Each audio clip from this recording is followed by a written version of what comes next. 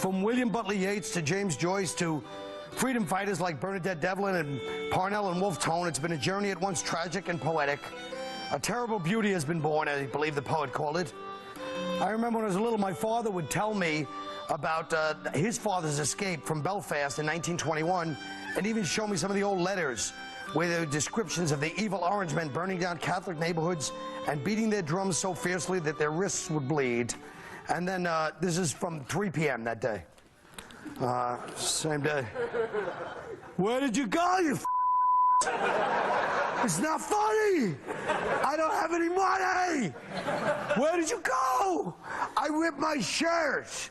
I just bought this shirt, it's new. I lost my wallet and I have somebody else's keys. What happened to my jacket? I'm freezing.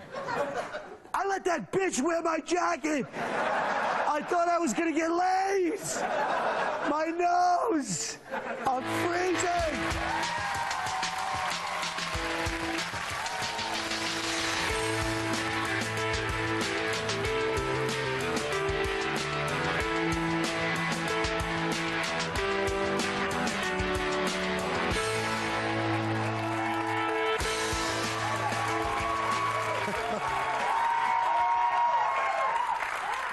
Do you guys need a little more time to make sure it's brutal? No. You know okay. what? I just like the fact that you're actually wearing those socks to give your legs some color. I was going to say, is he wearing socks? I've seen you before. Compared to the other outfits, this looks good. What's in the bag, Quinn? Officer, I'm clean. You know what in these bags in Ireland, what people don't realize, they put AA meeting books in these. All right, having already grossed $265 million, The Passion of the Christ, you heard me, Christ. The Passion of the Christ is on track to become the highest grossing film in history, surpassing Star Wars and Titanic. What do you think of this? I think it's amazing, considering Jesus wouldn't do any press. I think it's amazing that Mel Gibson and the Jews in Hollywood have figured out how to kill Jesus over and over and over again on a day-to-day basis in thousands of movie theaters throughout the country for money. To me, it's even more fantastic that a Gentile was able to do a picture about a Jew and make more money from this Gentile picture than any Jew ever made in Hollywood from all the pictures put together. Which goes to show if you want to make money about a story about a Gentile, he has to be Jewish first. I think... Because without Jewish involvement, you can't make a living, let's be honest. I think that they should lay off the, you know what, here's what I was thinking about. The Jews, you know, first of all, clearly we had something to do with it. I understand. Oh, yeah. Yeah. But I think that the Christians are looking at it the wrong way. I mean, you should really thank us for killing Jesus. I mean, hey, if he didn't die, you don't have much of a story, do you? What if Jesus had lived longer? What if he had gotten old enough to get bitter? All right, picture like there's a third testament to the Bible, all right? At this point, Jesus Marc, is in his 50s. Wait, he's in his 50s. He's got one apostle left. And the book opens with him knee-deep in water saying, I used to be able to do this. Look, man. Let me have the laugh, Fatso. Give me a break. All right. I don't really have nothing to say. Yes. I just like the fact that That's interrupting people for no reason. That's true. I'm trying to just. I'm just like tired of. Shut up. after that smart rant, he called him I'm fatso. tired of. This is why I don't even care about the movie, because I'm tired of Jesus looking like Kurt Cobain. Jesus was not a session drummer. He was an Arab. As bad as it sounds, he looked like an Arab. That's why I'm really. When did all white people move from Iraq into Oregon, and then that's where all the Arabs came in after that? That's why this movie stinks. And look. Wow. Shut up. I'm not getting involved in the whole situation. I just came here to watch the show. It goes to show you, though. You think I'm going to start an argument when I got a guy this size sitting next to me? Whatever you say, it's he up might to you. let you talk. I want to let him talk, because I want to know what it was like when you used to hang out with Jesus, Jackie.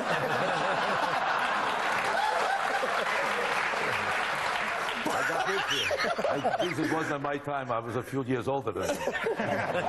All right. What about this one? 2 Georgia State University students had attended a straight-outta Compton party in blackface and have been charged with discriminatory harassment and may be expelled. Is that you? Well, the point is, you know, do you think that's Blackface? offensive, Patrice? They don't like blackface like Let me get this straight. This kid painted himself in blackface. But the party was for Straight Outta Compton, which is an album celebrating, I believe, gunplay, murder, rape, drug dealing.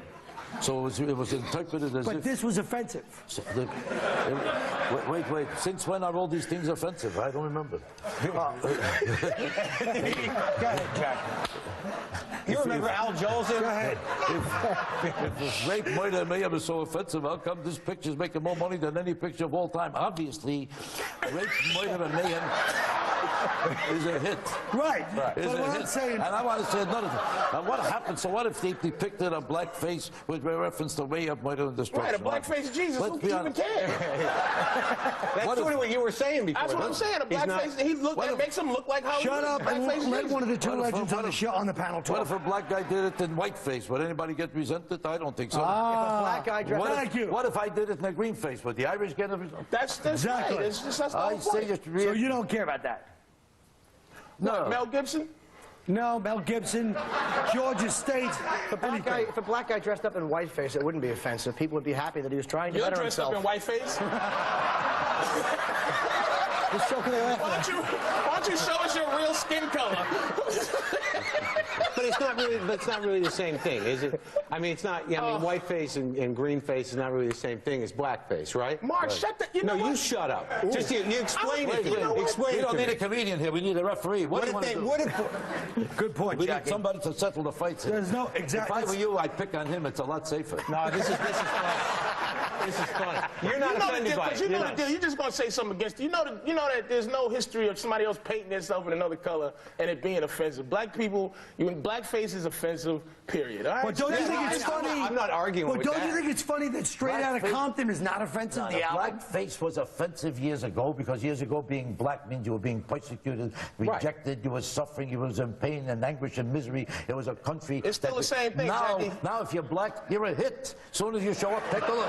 That's right. Good point, Jackie. We'll be right back.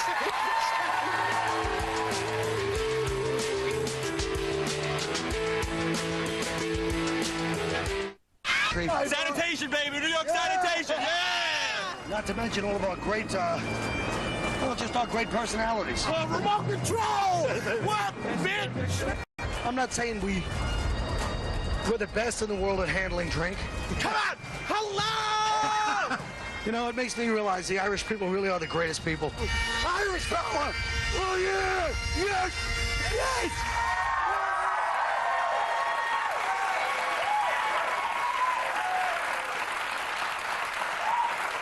You can dismiss it all you want, but we really are the greatest thing that ever happened in this country. We did all the dirty work, all the jobs that nobody else wanted to do. We took our little salaries, our meager salaries. We were very humble about the whole thing, so shut your trap. Good. A recent survey shows a sizable increase in extramarital affairs because of technology like cell phones, text messaging, chat rooms, and is making cheating a lot easier to pull off. What do you guys think? All technology, I really believe all technology has been made cheating easier since the beginning of time. I mean, the light bulb contributed a lot because it was the first time a guy could look at his wife and then realize he hates her. I think it's so.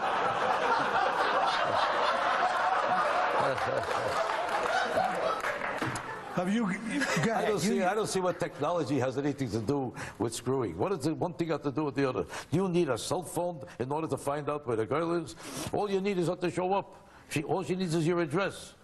She needs your phone number. It worked just as well before as it does now. But if she shows up, you need to have a cell phone first before you say, take your clothes off. But Jackie, No, but maybe. Look, man, What the I hell? don't think that Jesus in blackface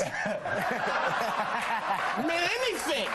But if he had a cell phone, he'd get laid Look, more. man, look at cell phones make it much harder to cheat because they can track you down. I'm telling you, and you know, they leave messages like you didn't answer the phone. I called you. If it answers, I know all the skills with that. If it picks up, I was in the tunnel. if it picks up Yeah. on the first ring, that means you turned it off. and you're not trying to answer the phone because you're with some other girl.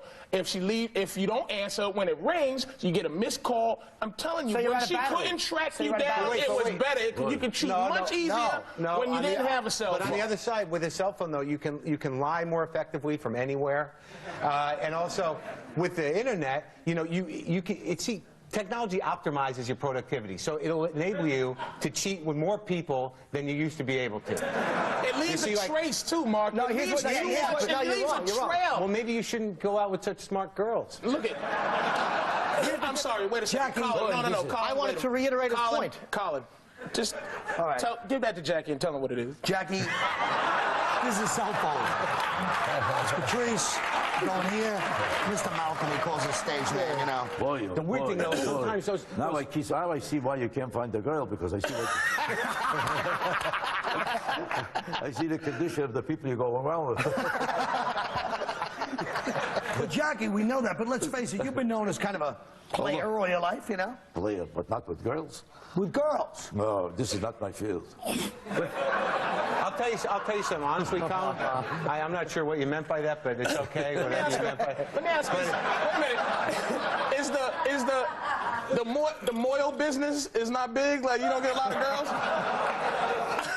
I'm sorry, man. I learned the word Moyle today. It was hilarious when I heard it. What does it mean? You better explain it to them. I don't know The what it moil means the guy who chops it off while you're hanging around and don't know what he's doing. It's big in the Jewish community. Moyle is like, Can I just say one it's the thing about circumcision technology? guy. If it weren't for technology, I would still be unhappily married today.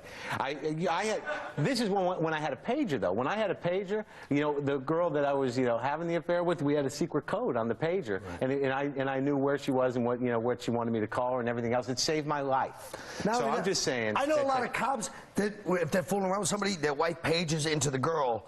Like 187, like any kind of kill signal. Right. So you can even use it for that. Colin, did you get caught cheating before technology, man?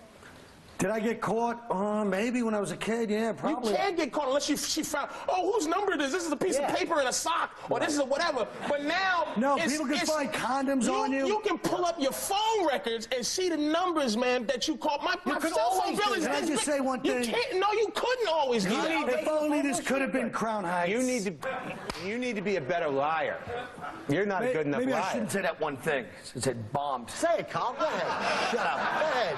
I was trying to make Maybe they didn't hear you. Maybe they didn't hear you. Say it one more time. I'm sure they'll love it. Go screw yourself. Say it, terrific. Say it one more time, Somalia stomach. You got the worst shape I've ever seen. You got a double chin. I wanted to say Somalia, Talking but about somebody in bad shape. Yeah, Dougie! Yeah! We'll be right back!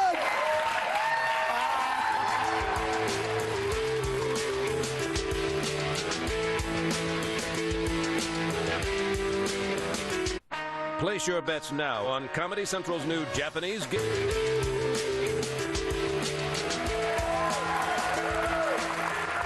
That son of a bitch called me Somalian belly, and I really didn't like it. Because I happen to have a distended stomach, and I didn't like the fact that Norton was cackling off camera.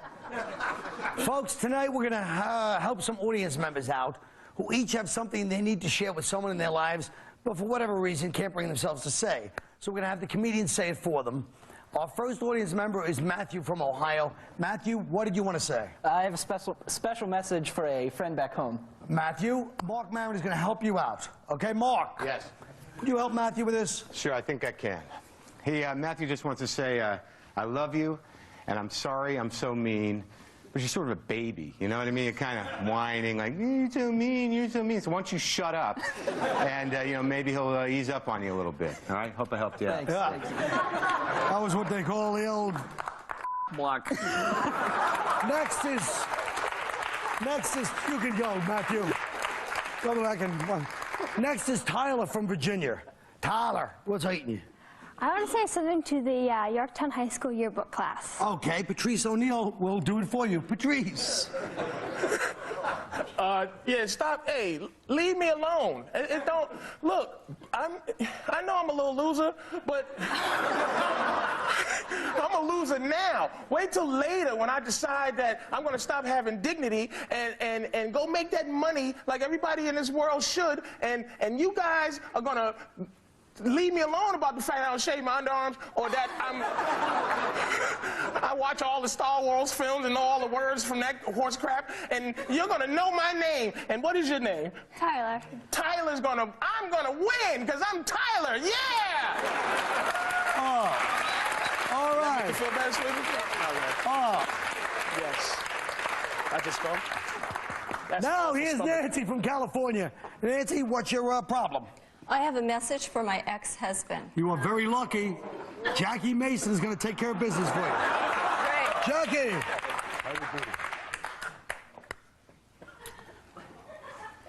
I'm supposed to read the problem, right? You're supposed to tell what She's to got say the to her problem, husband. And I'm going to say this to her husband in your name. Right. Because you obviously are not intelligent enough to say it. That's not nice to say. No, that's the way the show works. No, don't take it personally. Give me the money, you Jew bastard. No.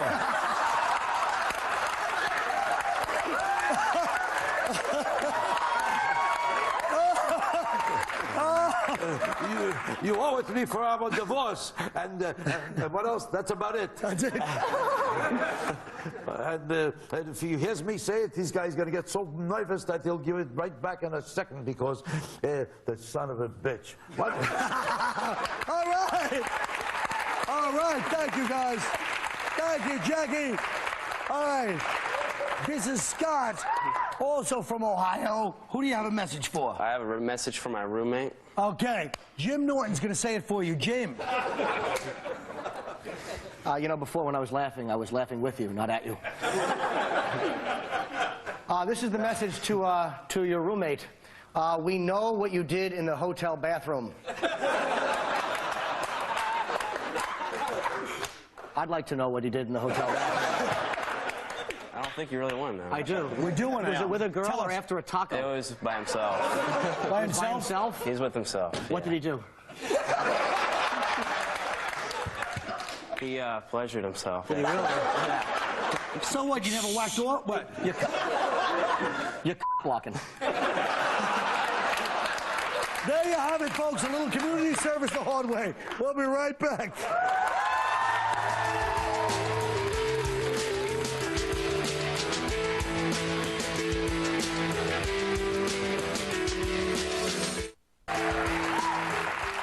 Folks, on this St. Patrick's Day, let us not forget one of our most important religious figures, Mel Gibson. The Passion could be the highest-grossing film ever. So give us your pitch for the sequel. Jackie. My pitch for the sequel is I'd like to do the same picture again, but this time with a different ending. Play it in reverse, and he winds up Jewish. All right. Jim. Well, Carl, my main criticism of The Passion was that it was a bit preachy, predictable, and not enough big laughs. So I think the sequel should be like a lighthearted cop buddy movie. We could have Jesus as like the laid-back veteran cop and Pontius Pilate as the ball-busting, tough-as-nails sergeant. And Jesus is reluctantly paired up with a younger, rowdier partner named Muhammad. Now, Muhammad is due to go before the Civilian Review Board because although he's only been on the force for 2 years, he's managed to rack up almost 45,000 complaints for excessive use of force. He does things like chop off people's arms for speeding and goes on domestic violence calls and arrests the husband for not beating the wife properly. The film ends with Jesus and Muhammad having a grudging respect for each other after making the world a better, safer place and arresting all the Jews. All right. Patrice O'Neill. In P2, our hero roams the desert saving souls with his new badass disciple, Dennis Glovis. He makes extra money. He makes extra money entertaining strangers by popping his shoulder in and out of its socket. And he enters underground fighting tournaments run by an evil queen, Anime Bullet. Anime. All right, in case people there. But she falls in love with him because he can read her mind and knows what she really wants. Then Dennis quits because he's getting too old for this. All right. Marc. Wow, is there time? All right,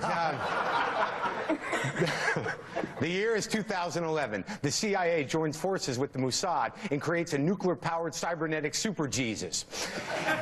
In an effort to defeat Islam, they staged a second coming and shoot him out of a cruise missile silo over the Valley of Armageddon. He does barrel rolls and tailspins and in his rocket cross while shooting lasers out of his stigmata. It's quite a show. Then the real Jesus comes back. The two fight a Jesus on Jesus battle to the death. It's called Robo-Christ, the final resurrection. That's the show, folks. Good night.